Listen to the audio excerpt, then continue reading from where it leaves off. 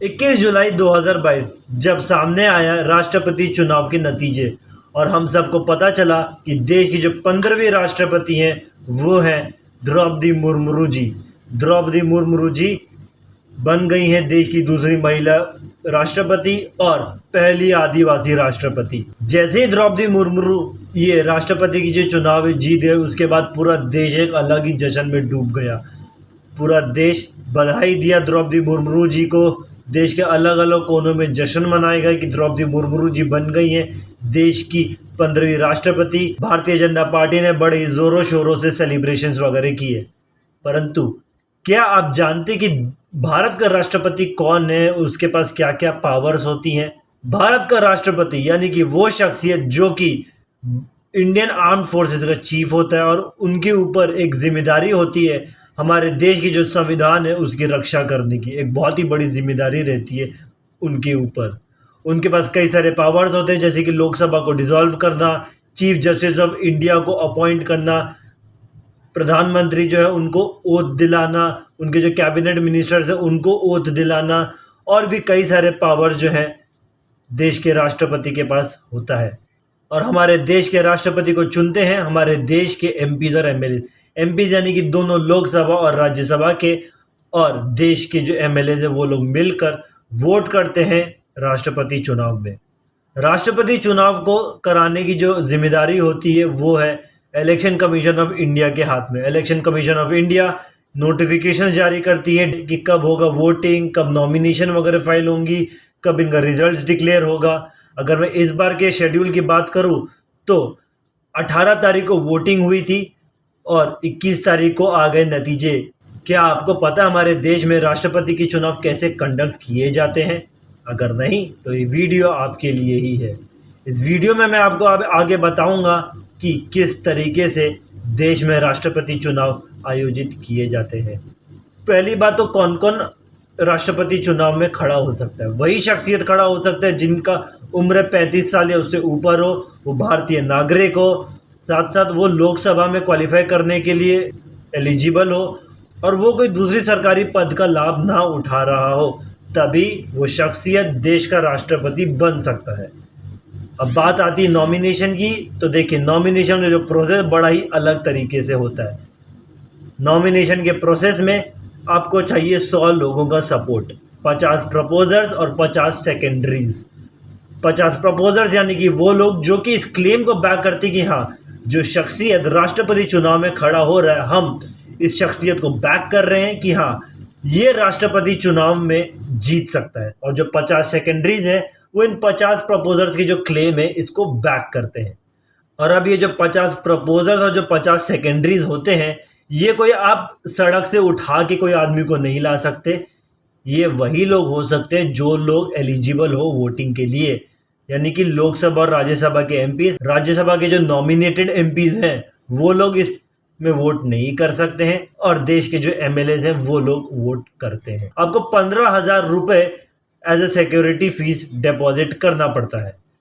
आपके पास 4 मौके मिलते हैं अगर आपके नामांकन में पहली बार में कोई गलती हो गया, जैसे कि आप 35 साल या उससे ऊपर आपकी उम्र है परंतु आपने कोई वैलिड डॉक्यूमेंट सबमिट नहीं किया है, या फिर जो 50 प्रपोजल या फिर सेकेंडरी जो है वो लोग में से किसी ने सपोर्ट विड्रॉ कर लिया हो। ऐसे बहुत सारी गलतियां भी हो सकती है या फिर कुछ हो सकता है, तो इसीलिए 4 मौके देती है इलेक्शन कमीशन ऑफ इंडिया। अब बात आती है वोटिंग की, तो देखिए वोटिंग जो है वो एक सीक्रेट बैलेट में होती है। राष्ट्रपति चुनाव में वोट करने के लिए जो टोटल लोग हैं वो है 4,809, यानी कि 4,809 लोगों की वोट्स जाती है सीक्रेट बैलेट में। अब इसमें ये प्रोसेस नहीं है कि 4,809 को अगर मैं 2/3 मेजॉरिटी निकालूंगा तो वो शख्सियत जीत जाएगा। राष्ट्रपति के चुनाव में वोटर्स नहीं बल्कि वोट की जो वैल्यू है वो मायने रखती है।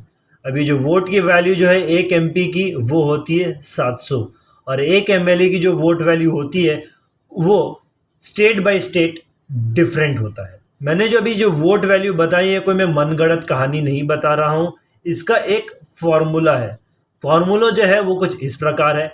पहले मैं एमएलएस की बात कर लेता हूँ। एमएलएस की जो वोट वैल्यू है वो कुछ इस प्रकार निकलती है।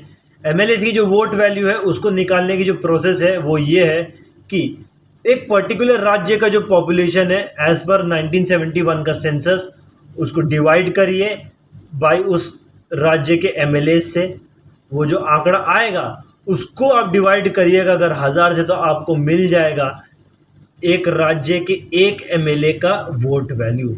अब बस उसको मल्टीप्लाई कर दीजिए उस राज्य के जितने भी एमएलए हैं उससे, आपको एक राज्य के जितने भी एमएलए हैं उन सबके वोट वैल्यूज मिल जाएंगे। अब ऐसे ही करते करते आप अलग अलग राज्यों के जो है वोट वैल्यूज निकालिए और उन सबको ऐडअप करिए। अब इन सारे विधायकों की अगर मैं वोट वैल्यू को ऐड करूंगा तो आपको मिलेगा 5,43,231 वोट वैल्यूज। अब इसी वोट वैल्यू को आप डिवाइड कर दीजिए बाय टोटल नंबर ऑफ जो एमपीज है जो लोकसभा और राज्यसभा में है, इसके बाद जो आंकड़ा आएगा वो 700 वोट वैल्यू, यानी कि जो एक एमपी का जो वोट वैल्यू है। अब फिर इस 700 को आप मल्टीप्लाई कर दीजिए टोटल नंबर ऑफ एमपी से, आपको जो आंकड़ा है वो मिलेगा 5,43,200, यानी कि कुल 10,86,431 वोट वैल्यू होते हैं। अब जिसको ज़्यादा वोट वैल्यू मिलेंगे वो बन जाता है देश का राष्ट्रपति। अब बात आता है कि आखिर वोटिंग होता कैसे है। जैसा कि मैंने बताया, वोटिंग एक सीक्रेट बैलेट में होता है। एक पेपर देता है इलेक्शन कमीशन जिसमें कैंडिडेट्स के नाम दिए जाते हैं। अब उस कैंडिडेट के नाम के सामने आपको अपना प्रेफरेंस देना है। सपोज फर्स्ट कैंडिडेट का नाम है घनश्याम, अगर आपका वो फर्स्ट प्रेफरेंस है तो आप उसके बगल में 1 लिख दीजिए। अगर आपका घनश्याम फर्स्ट प्रेफरेंस नहीं है तो आप दूसरे नाम पे देखिए, दूसरा नाम क्या है, दूसरा नाम राकेश है। अगर राकेश आपके फर्स्ट प्रेफरेंस है तो उनके बगल में 1 लगाइए। तो आपका जो भी फर्स्ट प्रेफरेंस है उस नाम के बगल में आप 1 लिख दीजिए और उस पर्ची को आप बैलेट में डाल दीजिए। ध्यान रहिए, बड़ा ही सीक्रेट वोटिंग होता है। आप किसी के भी दबाव में, किसी के भी बहकावे में आप वोट नहीं कर सकते। राष्ट्रपति के चुनाव में एंटी डिफेक्शन लॉ भी काम में नहीं आता है। एंटी डिफेक्शन लॉ यानी कि आप अपने पार्टी के जो सोच है, आपसे जो पार्टी एक्सपेक्टेशंस रखती है, सपोज पार्टी चाहती है कि आप घनश्याम को वोट दे, पर आप चाहते हैं कि नहीं मैं राकेश को वोट दूं, तो आप राकेश को वोट दे सकते हैं। इसमें क्रॉस वोटिंग चलता है। आप पार्टी की अगर चीफ व्हिप की बात नहीं मानते हैं तो चलेगा। अब जब वोट की काउंटिंग की बारी आती है तो एक एक करके पर्ची निकाला जाता है और देखा जाता है कि पहला प्रेफरेंस किसका है। अगर फर्स्ट प्रेफरेंस घनश्याम का तो घनश्याम के जार में डाला जाएगा। अगर फर्स्ट प्रेफरेंस राकेश का है तो राकेश के बॉक्स में डाला जाएगा। और ऐसे ही करते करते जो पर्चियाँ अलग अलग डाला जाता है और जिसका भी वोट वैल्यू जो 50% से ऊपर चला जाता है उसको विनर घोषित कर दिया जाता है। अब देखिए, यहाँ पे लोगों के मन में एक सवाल आता है कि अगर कोई डिसेबल्ड या इलिटरेट पर्सन आता है तो उनका क्या। तो देखिए, उनके लिए इलेक्शन कमीशन एक अलग से प्रावधान करके रखता है और यहाँ पर कोई प्रॉक्सी वोटिंग भी नहीं हो सकती है। तो ये था पूरा प्रोसेस जिस तरीके से हमारे देश में राष्ट्रपति की जो चुनाव है वो किए जाते हैं। अगर मैं आज तक देश में जो राष्ट्रपति की जो चुनाव है उनके अगर मैं रिजल्ट्स की बात करूँ तो डॉक्टर राजेंद्र प्रसाद एकमात्र राष्ट्रपति रहे हैं जो 2 बार इलेक्ट हुए हैं। उनको सबसे ज़्यादा हाईएस्ट वोटिंग परसेंटेज मिला है, वो 98.99 का। हमारे देश के इतिहास में नीलम संजीवा रेड्डी इकलौते ऐसे राष्ट्रपति हैं जो कि अनअपोज्ड इलेक्ट हुए, यानी कि उनके सामने कोई भी कैंडिडेट को खड़ा नहीं किया गया था। तो ये था मेरा वीडियो जिसमें मैंने बात किया है कि जिस तरीके से हमारे देश में राष्ट्रपति के चुनाव कंडक्ट किए जाते हैं। आशा करता हूँ कि आपको मेरा ये जो वीडियो पसंद आया होगा, ये प्रोसेस आपको समझ में आया होगा। मेरे को ज़रूर से बताइएगा कमेंट बॉक्स में कि क्या आपको इस प्रोसेस के बारे में पहले से जानकारी थी या नहीं, और साथ ही साथ आपके फेवरेट प्रेसिडेंट के बारे में भी ज़रूर बताइएगा। इस वीडियो को ज़रूर से लाइक करिएगा, अपने दोस्तों के संग इस वीडियो को शेयर करिएगा। उनको भी ज़रूर पता चलना चाहिए हमारे देश में कैसे होता है प्रेसिडेंट इलेक्शंस। और साथ ही साथ मेरे चैनल को सब्सक्राइब करके बेल आइकन को ज़रूर से दबाइएगा।